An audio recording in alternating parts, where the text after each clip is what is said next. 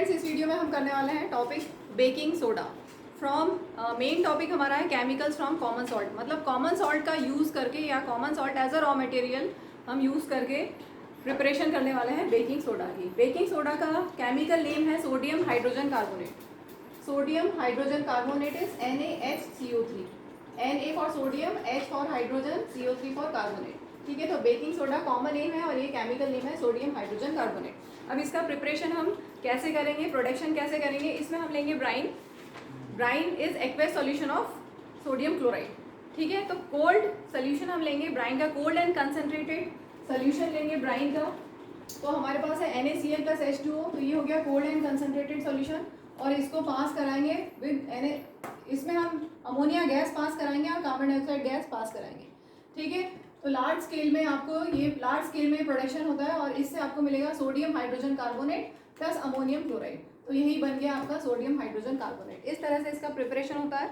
अब ये दिखता कैसा है, इसकी प्रॉपर्टीज कैसी हैं, ये व्हाइट कलर का होता है। White crystals sparingly soluble in water, मतलब सॉलिबिलिटी थोड़ी कम होती है। व्हाइट कलर के क्रिस्टल्स हैं जिनकी वाटर में सॉलिबिलिटी थोड़ी कम है, थोड़ा डिजोल्व होते हैं, पूरी तरह से डिजोल्व नहीं होते हैं। ठीक है, और क्योंकि ये सोडियम हाइड्रोजन कार्बोनेट यहाँ पर HCO3 या NaOH से बना है। NaOH ये किससे बना है, ये किसी एसिड और किसी बेस से बनकर मिलके बना है, सॉल्ट है, सॉल्ट। तो यहाँ पर कौन सा एसिड होगा, कौन सा एसिड होगा, H2CO3 होगा, कार्बोनिक एसिड।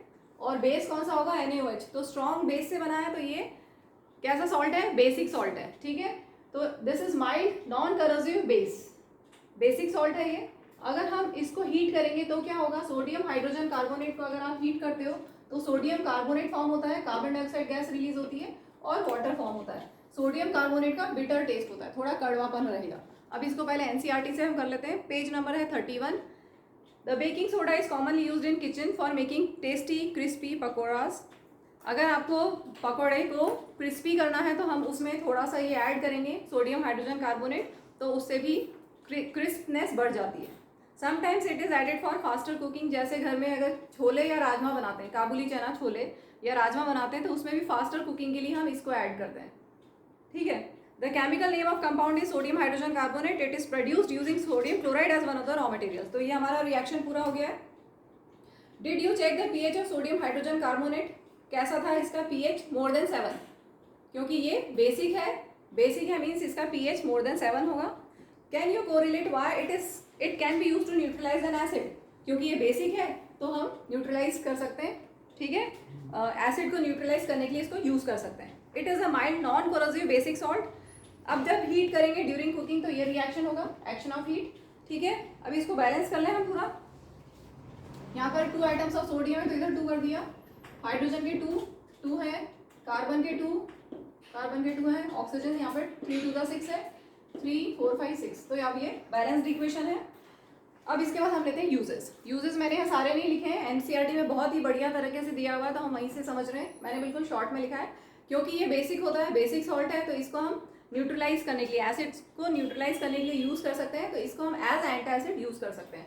तो फर्स्ट पॉइंट हो गया एज एंटासिड। आपकी बुक में सेकेंड पॉइंट है, ये सेकेंड पॉइंट बुक में देखेंगे।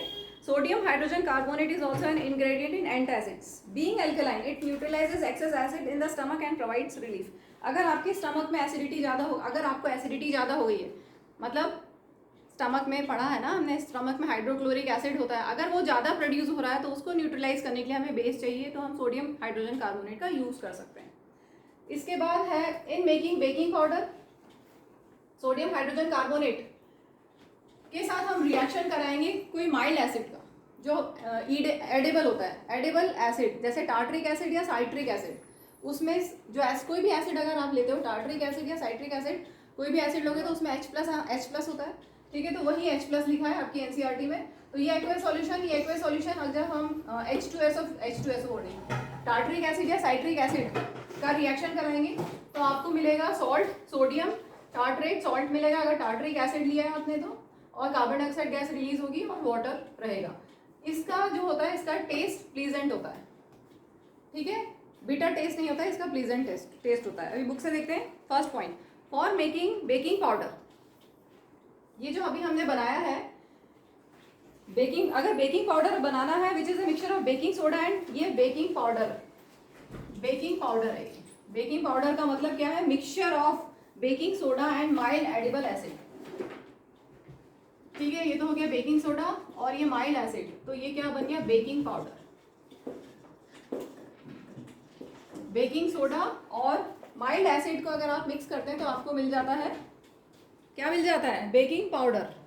मेरे पास यहाँ पर बेकिंग सोडा है, ये बेकिंग सोडा आपने सबने देखा है घर में, बेकिंग सोडा बहुत बार यूज़ करते हैं। ये बेकिंग सोडा वाइट कलर का, ठीक है, ये है बेकिंग सोडा जो अभी हमारा टॉपिक है, बेकिंग सोडा। ठीक है, केक वगैरह में यूज़ करते हैं। इसके अलावा ये है बेकिंग पाउडर, सबके पास होगा, केक बनाने में यूज़ करते हैं बेकिंग पाउडर। ठीक है, तो बेकिंग पाउडर क्या है? बेकिंग पाउडर, बेकिंग सोडा में कोई एसिड मिला हुआ है, माइल्ड एसिड, तो बनता है बेकिंग पाउडर। और ये दोनों हम यूज़ करते हैं केक्स वगैरह बनाने में, दोनों यूज़ करते हैं, दोनों यूज़ करते हैं। अगर सिर्फ ये यूज़ करेंगे, बेकिंग सोडा सिर्फ यूज़ करेंगे तो केक में थोड़ा कड़वापन आ जाएगा, क्योंकि इसका बिटर टेस्ट होता है। जब हम बेकिंग सोडा को हीट करते हैं तो सोडियम कार्बोनेट बनता है, उसका बिटर टेस्ट होता है। ठीक है, तो थोड़ा कड़वापन आ सकता है, इसलिए हम साथ में क्या यूज़ करते हैं? बेकिंग पाउडर यूज़ करते हैं। तो उससे जो बनता है सोडियम टार्ट्रेट सॉल्ट, उसका प्लेजेंट टेस्ट होता है, इसलिए हम ये यूज़ करते हैं। ठीक है, दोनों का कॉम्बिनेशन यूज़ करते हैं। इसके बाद लास्ट यूज़ है, it is also use in soda acid fire extinguishers. Soda acid fire extinguishers का यहाँ पे ज़्यादा नहीं दिया हुआ है तुम्हारी बुक में, थोड़ा सा हम समझ लेते हैं। आपके पास है बेकिंग सोडा और सल्फ्यूरिक एसिड। अगर आपने सबने फायर एक्सटिंग्विशर तो देखा है ना, फायर एक्सटिंग्विशर में हमारे पास यहाँ पर होगा सोडा एसिड फायर एक्सटिंग्विशर। अलग अलग तरह के फायर एक्सटिंग्विशर्स होते हैं, अभी हम बात कर रहे हैं सोडा एसिड फायर एक्सटिंग्विशर की। तो आपके पास है बेकिंग सोडा NaHCO3 और एक यहाँ पर एक इग्निशन ट्यूब होगी जिसमें आपके पास होगा सल्फ्यूरिक एसिड।